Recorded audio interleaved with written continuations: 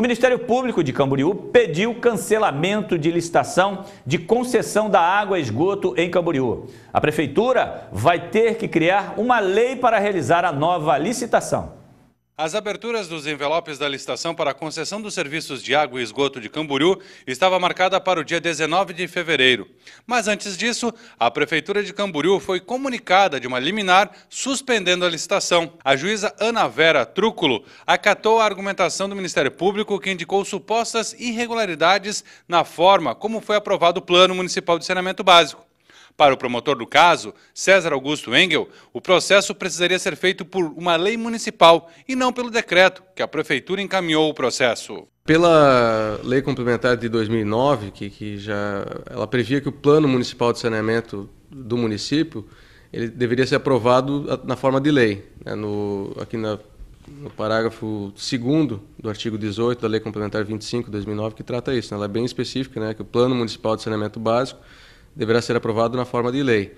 E o que houve, na verdade, foi o decreto municipal, agora de número 18/09/2014, que aprovou o Plano Municipal de Saneamento. Conforme a prefeita, o que foi suspensa foi a abertura dos envelopes da licitação e não o processo todo. Por isso, assim que for derrubada esta liminar, os contratos enviados pelas empresas participantes poderão ser abertos. Ela fica suspensa temporariamente, creio que por um período muito curto, porque a única discussão que existe nesta ação que o promotor questiona é se o Plano Municipal de Saneamento deve ser aprovado por lei ou por decreto. Nós entendemos, por uma lei federal, que poderia ser por decreto, e fiz por decreto.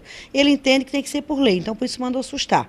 Esse foi o único quesito elaborado nesta ação, impugnado, mais nada. Nenhum processo de ilegalidade, nenhum problema na condução da licitação, só isto. O Ministério Público recebeu diversas denúncias sobre o processo de licitação. Uma delas questionava a divulgação da audiência pública e a forma como o processo estava sendo conduzido. A partir daí, o promotor César Augusto entrou com uma ação pedindo cancelamento do processo todo e não apenas a abertura dos envelopes, conforme afirma a Prefeitura. A nulidade do decreto e, por conseguinte, da licitação, mas por hora, a liminar foi para suspender a licitação. Então, agora o processo vai continuar. A prefeita foi citada e o município vai se defender, vai trazer a versão dela na ação, e aí, conforme a juíza, pode haver instrução, ouvir testemunhas ou não, ela decidir que realmente é apenas de leis e não precisa trazer outras provas, e aí a juíza pode decidir, julgando procedente, improcedente a ação. A ação ainda não terminou, ela é só uma liminar que suspendeu por hora a licitação, mas o pedido da ação é o cancelamento da ação e a nulidade do decreto 18/09/2014 que aprovou o Plano Municipal de Saneamento. A procura pela concorrência da água em Camboriú ficou acima das expectativas do município. Muitas empresas enviaram propostas. 20 empresas retiraram o edital, 10, se eu não me engano, 11 fizeram a visita técnica e 5 fizeram a caução até o dia da abertura, que é quase 6 milhões de reais. Então são empresas realmente de grande porte. Agora é necessário os prazos regulamentares da Justiça para ser marcada uma nova data para a abertura dos envelopes ou encaminhamento de uma lei municipal para a Câmara de Vereadores de Camboriú. Olha, eu quero crer que esse processo está todo embasado em algumas outras informações técnicas. Inclusive, nós temos que entender que a captação da água que vai para Camboriú e também para Balneário Camboriú já é feita neste mesmo rio aí. Além disso, tem o pessoal da agricultura que usa essa água no arroz. É um problema sério quando eles começam lá a usar em maior quantidade, quando diminui o volume de água da vazão do rio. Já tem dificuldades a EMASA para captar essa água e distribuir para as duas cidades.